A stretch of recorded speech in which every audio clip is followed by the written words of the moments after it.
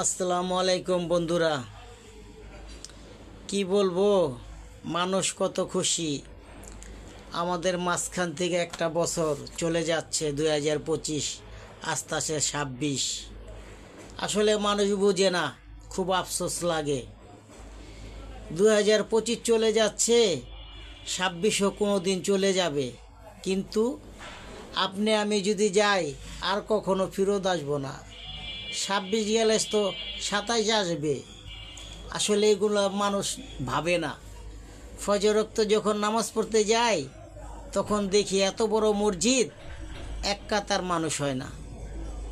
দেখে খুব আফসোস লাগে। এই মসজিদের আশেপাশে যত বাড়ি ঘর আছে, যদি একজন করে লোক আসে, এখানে মসজিদে মানুষ জায়গা দিতে পারবো না। অথচ ফজরের নামাজের সময় এক কাতার মানুষ হয় না। আফসোস লাগে।